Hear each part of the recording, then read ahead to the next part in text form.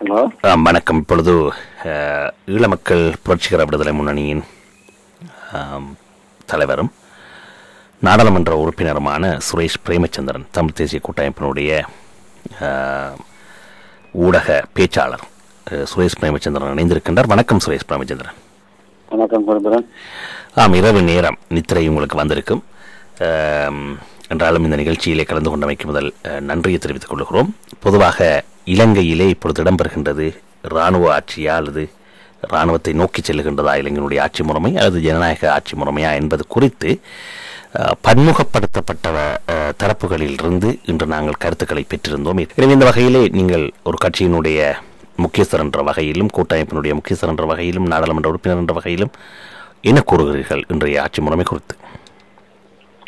முதலாவதாக நான் குறைந்தபட்சம் கடந்த 3 தசாப்தங்களாக வடக்கு கிழக்கில் முழுதாக ராணுவ ஆட்சி நடைபெற்று வருகின்றது. யுத்தம் முடிந்து 2 வருடங்கள் முடிவுற்ற நிலையிலும்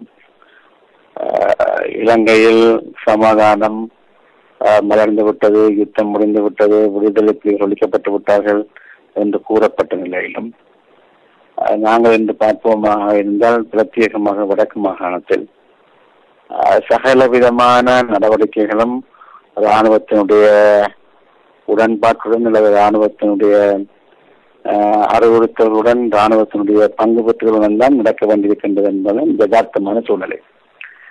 வடக்கு மாகாணத்தை பொறுத்தவரையில் ஒரு கச்சேரியில் ஜிஏ கூட்டுகின்ற ஒரு புரோக்ரஸிவ் கூட்டமாக இருக்கலாம்.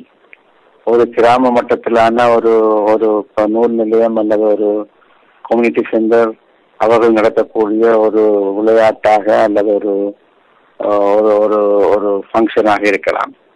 இல்லாட்டிக்கு ஒரு பாடசாலை நடத்துகின்ற ஒரு பிரைஸ் கிவிங் சொன்னால் ஒரு விளையாட்டு போட்டியாக இருக்கலாம். இது எல்லாவற்றிலும் இராணுவத்தினுடைய பார்ட்டிசிபேஷன் அவர்கள் அழைக்கப்பட வேண்டும் என்பது ஒரு விதிமுறையாக இருக்கின்றது. இவை தவிர நீங்கள் பார்த்தீர்களானால் வன்னியை பொறுத்தவரையில் அல்லது வடக்கு மாகாணத்தை பொறுத்தவரையில் பல்வேறுபட்ட விடயங்கள் தொடர்பாக, உதாரணத்துக்கு இந்தியா கட்டி கொடுக்க இருக்கின்ற 50,000 வீடுகள் அல்லது வேறு அமைப்புகள் கட்டி கொடுக்க இருக்கின்ற வீடுகள் தொடர்பாக பயனாளிகளை தெரிவு செய்வது என்ற விஷயத்தில் கூட இறுதியாக அந்த பட்டியல் என்பது இராணுவத்தினிடம் கொடுக்கப்பட்டு இராணுவம் அதனை இறுதி செய்கின்ற ஒரு நிலைமை இருக்கின்றது. ஆகவே மொத்தத்தில் பார்த்தீர்களானால் வடக்கை பொறுத்தவரையில் முன்னர் அது கடந்த 30 வருஷங்கள் என்று சொல்கின்றதுக்கு அப்பால் இப்பொழுது யுத்தத்துக்கு பிற்பாடு இந்த இராணுவ முறையிலான நிர்வாகம் என்பது மிகவும் இறுக்கமாக்கப்பட்டு அது ஒரு நிறுவனமயப்படுத்தப்பட்டு அந்த வகையில் தான் அது இயங்கி வருகின்றது. இன்னும் கூட போனால் யாழ்ப்பாணத்தில் நடக்கக்கூடிய அரசியல் ரீதியான எந்த ஒரு ஃபங்க்ஷனும் கூட இராணுவ புலனாய்வு பிரிவினர்கள் கலந்து கொண்ட ஒரு விடயமாக இருக்கின்றது. அல்லது நாங்கள் யாருடன் பேசினாலும் கூட இராணுவம் உடனடியாக ஒரு புத்தக வெளியிட்டு விழா என்று எடுத்துக்கொண்டாலும் கூட இராணுவம் உடனடியாக யார் புத்தகம் வெளியின்றார்கள், என்ன விதமான புத்தகம் என்கின்ற பல்வேறுபட்ட கேள்விகளுக்கு பதிலளிக்க வேண்டியவர்களாக இருக்கின்றார்கள். ஆகவே மிக அண்மையில் நாங்கள் நடத்திய உள்ளூராட்சி சபை தேர்தல் என்ற விஷயத்திலும் கூட நாங்கள் அவர்களிடம் சொல்லவில்லை, அவரிடம் அனுமதி பெறவில்லை என்ற ஒரு விடயமும் முன்வைக்கப்பட்டதையும் நாங்கள் அறிவோம். ஆகவே இந்த வகையில் ஏற்கனவே நாங்கள் கேள்விப்பட்டிருக்கிறோம், பாதுகாப்பு அமைச்சனுடைய ஒரு சேக்குலர் ஒரு சுற்று நிருபத்தின் அடிப்படையில் என்ன கூறப்பட்டிருக்கிறது சொன்னால், முக்கியமாக அரச நிறுவனங்களுக்கு எந்த ஒரு ஃபங்க்ஷனுக்கும் இந்த இராணுவத்தினால் அழைக்கப்பட வேண்டும் என்ற ஒரு நிலைமை இருக்கின்றது. ஆகவே யுத்தம் முடிந்து 2 வருஷங்கள் முடிவிட்டதும் கூட இந்த விஷயங்கள் மிக மிக கடினமாக்கப்பட்டு வருகின்றது. நீங்கள் பார்க்கின்ற பொழுது இராணுவமயமாக்கல் அல்லது இராணுவ நிர்வாகமயமாக்கல் என்ற விஷயத்தை நாங்கள் துலாம்பரமாக அங்கு பார்க்கக்கூடியதாக இருக்கும். இவை தவிர நீங்கள் தென்பகுதியில் பார்ப்பீர்களாக இருந்தால் காலி என்னும் ஒரு மாநகர சபையினுடைய விஷயங்களை கவனிப்பதற்காக 2 பிரிகேடியர்களை அவர்கள் நியமிப்பது தொடர்பாக நான் அண்மையில் பத்திரிகைகள் வாசித்தேன். இதே போன்று கொழும்பினுடைய மாநகர சபை அந்த விஷயத்திலேயும் கூட, அல்லது கொழும்பு மாநகர சபைக்குட்பட்ட பிரதேசம் என்பது இப்பொழுது பாதுகாப்பு அமைச்சனுடைய கட்டுப்பாட்டங்கள் கொண்டு வரப்பட்டிருக்கின்றது. அதற்கு அவர்கள் கூறக்கூடிய காரணம் என்னவென்றால், தாங்கள் சிங்கப்பூராக இதனை மாற்றியிருப்பதாக அவர்கள் கூறுகின்றார்கள். ஆகவே சிங்கப்பூராக மாற்றியிருப்பதற்காக அது பாதுகாப்பு அமைச்சனுடைய சட்டத்திட்டங்களுக்கு உட்பட்டு அவருடைய கட்டுப்பாடுகளுக்குள் கொண்டு வர வேண்டும் சொன்ன அவசியங்கள் எதுவும் இல்லை என்பது வேற விடயம். ஆனால் அப்படி கொண்டு வரப்பட்டிருக்கின்றது. ஆகவே மொத்தத்தில் நீங்கள் பார்ப்பீர்களாக இருந்தால், மிக நீண்ட காலமாக வடகிழக்கில் இருந்த இந்த இராணுவ நிர்வாகமயமாக்கல் என்பது இப்பொழுது தென்பகுதிக்கும் படிப்படியாக விஸ்தரிக்கப்பட்டு வருவதை நாங்கள் பார்க்கக்கூடியதாக இருக்கின்றது. இன்னும் கூட போனால், அண்மை காலத்தில் நீங்கள் பார்த்தீங்கன்னு சொன்னால், பல்கலைக்கழகத்துக்கு தெரிவு செய்யப்பட்ட மாணவர்கள் இராணுவ முகாம்களில் அவர்கள் பயிற்சி பெற வேண்டும், தலைமைத்துவ பயிற்சி என்ற அடிப்படையில் அவர்கள் பயிற்சி பெறப்பட வேண்டும் என்பதும், அடுத்ததாக தலைமை ஆசிரியர்களுக்கு, அதிபர்களுக்கு இராணுவ முகாம்களில் அவர்களுக்கு பயிற்சி கொடுக்க இருக்கின்ற விஷயங்களும் பத்திரிகைகள் வந்திருந்தது. ஆகவே இவை எல்லாவற்றையும் நீங்கள் பார்க்கின்ற பொழுது, இராணுவ இலங்கை என்பது எவ்வளவு தூரம் இராணுவமயப்படுத்தப்பட்ட ஒரு நிலைக்குள் சென்று கொண்டிருக்கின்றது என்பதை நாங்கள் அவதானிக்கக்கூடியதாக இருக்கும்.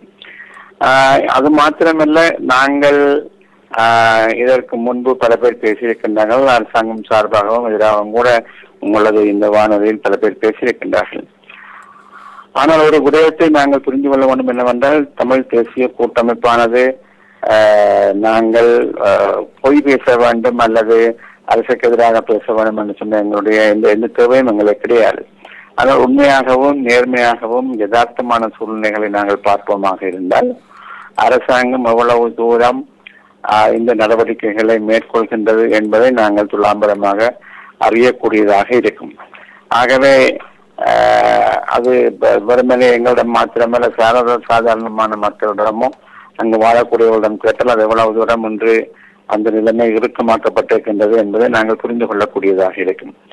ஆகவே இலங்கை அரசாங்கம் என்பது உங்களுக்கு தெரியும், பர்மா வந்து ஒரு இராணுவ ஆட்சிக்குள் இருக்கின்றது. ஆனால் பர்மாவினுடைய விதிகளில் நீங்கள் இராணுவத்தினரை காண்பது கடினமாக இருக்கும் என்று கூறுவார்கள். ஆனால் இலங்கையை பொறுத்தவரையில் அது வடகிழக்கு அப்பாலும் கூட பல்வேறுபட்ட அண்மையில் நீர்கொழும்பில் அந்த பிரதேசத்தில் நடைபெற்ற ஃப்ரீ ரேட் சோன் ஏரியாவில் நடைபெற்ற அரசாங்கத்துக்கு எதிரான அந்த ஆர்ப்பாட்டங்களின் பொழுது ஒருவர் சுட்டுக் கொல்லப்பட்டதும், உடனடியாகவே ஈவன் அந்த மரணச்சடங்கு உட்பட பல்வேறுபட்ட விஷயங்கள் இராணுவத்தினுடைய நடவடிக்கைகளுக்குள் கொண்டு வரப்பட்டதை நீங்கள் அறிந்திருப்பீர்கள். ஆகவே எவ்வளவு தூரம் இந்த விடயங்கள் இராணுவத்தினுடைய கட்டுப்பாட்டுக்குள் கொண்டு செல்லப்படுகின்றது என்பதையும் நீங்கள் இதிலிருந்து புரிந்து கொள்ளலாம். ஆகவே அந்த வகையில் பார்க்கின்ற பொழுது, இலங்கை என்பது நிச்சயமாக படிப்படியாக ஒரு இராணுவ ஆக்கிரமிப்புக்கு உட்பட்டதாக, இராணுவ நிர்வாகத்துக்கு உட்பட்டதாக, இலங்கை அரசாங்கம் அதனை பலப்படுத்துவதாகத்தான் அவருடைய நடவடிக்கைகள் இருக்கின்றது. தவிர யுத்த காலத்தில் பல ஆயிரம் இராணுவத்தினர் யுத்தத்திற்காக ரெக்ரூட் பண்ணப்பட்டார்கள். யுத்தம் முடிந்திருக்கக்கூடிய சூழ்நிலையில் அவர்களுக்கான ஒரு வேலை திட்டங்கள் தேவை என்று சொன்ன அடிப்படையில் அந்த ஒரு காரணத்தை காட்டி பல்வேறுபட்ட விடயங்களிலும் இராணுவத்தினுடைய ஆதிக்கத்தை நிறுத்த அரசாங்கம் விரும்புகின்றது, அதனை செய்கின்றது என்பதை நாங்கள் காணக்கூடியதாக இருக்கின்றது. ஆகவே இன்றைய அரசாங்கம் உண்மையாகவே ஒரு ஜனநாயக ரீதியாக தெரிவு செய்யப்பட்ட ஒரு அரசாங்கமாக இருந்த பொழுதிலும் கூட இன்னும் கூற போன வர இருக்கின்ற பல்வேறுபட்ட எதிர்கால தேர்தல் கூட ஒரு ஈராக்கிலோ ஈரானிலோ நடைபெறக்கூடிய அந்த வகையான ஜனநாயகத்தை கொண்ட தேர்தலாக அரசு விரும்பியவர்களை ஜனாதிபதியாகவோ அல்லது வேறு உயர் மட்டங்களுக்கோ கொண்டு வரக்கூடிய தேர்தலாக இருக்க மாட்டாது என்ற காரணம் என்ற உத்தரவாதங்கள் எதுவும் இல்லை. ஆகவே அங்கு அவர்கள் விரும்பியவர்கள் வரக்கூடிய ஒரு சூழ்நிலை இருக்கின்ற நேரத்திலும் கூட இராணுவ பிரசன்னங்கள் அல்லது இராணுவமயமாக்கல் என்பது ஒருபடி மேலாகவே நடந்து வருகின்றது என்பதை நாங்கள் காணக்கூடியதாக இருக்கின்றது. என்னை பொறுத்தவரையில் நான் கூறுவதாக இருந்தால், யுத்தத்துக்கு பின்னான காலகட்டத்தில் அரசாங்கம் தங்களை நிலைநிறுத்திக் கொள்வதற்காக ராஜபக்ஷ குடும்பத்தினுடைய ஆட்சியை நிலைநிறுத்திக் கொள்வதற்காக நிச்சயமாக நாங்கள் பார்க்கின்ற பொழுது அது ஒரு ஒரு படி மேலே சென்று அது தங்களது இராணுவத்தினுடைய முழு கட்டுப்பாட்டுக்குள் இவை எல்லாவற்றையும் கொண்டு வர வேண்டும் என்ற ஒரு அடிப்படையில் அந்த வேலை நகல்வுகள் இருப்பதை நாங்கள் பார்க்கக்கூடியதாக இருக்கின்றது. ஆகவே என்னை பொறுத்தவரையில் யதார்த்தமாக நேர்மையாக இலங்கை பிரச்சனைகளை அணுகக்கூடிய ஒருவனால் ஒரு அரசியல் மாணவன் என்ற அடிப்படையில் இந்த விடயங்களை என்னால் பார்க்கக்கூடியதாக இருக்கின்றது. ஆம், நன்றி சுரேஷ் பிரேமச்சந்திரன் அவர்களே. இரவு பொழுதிலே எங்களோடு இணைந்திருந்து ஒரு முழுமையான வடக்கு கிழக்கு அல்லது இலங்கை முழுவதுமாக அங்கு இடம்பெறுகின்ற ஆட்சி முறை எவ்வாறு நிகழ்கின்றது என்பதை தெளிவுபடுத்தியிருந்தீர்கள். அதுக்காக GTBC.FM, குளோபல் தமிழ் நியூஸ்.net ஆகியவற்றின் சார்பிலே உங்களுக்கு மிக்க நன்றி தெரிவித்துக் கொள்கிறோம். நன்றி. அது ஈழ மக்கள் புரட்சிகர விடுதலை முன்னணியின் தலைவரும் தமிழ் தேசிய கூட்டமைப்புடைய நாடாளுமன்ற உறுப்பினருமான சுரேஷ் பிரேமச்சந்திரன் எங்களோடு இணைந்திருந்து தன்னுடைய கருத்துக்களை முக்கியமாக தெரிவித்திருந்தார்.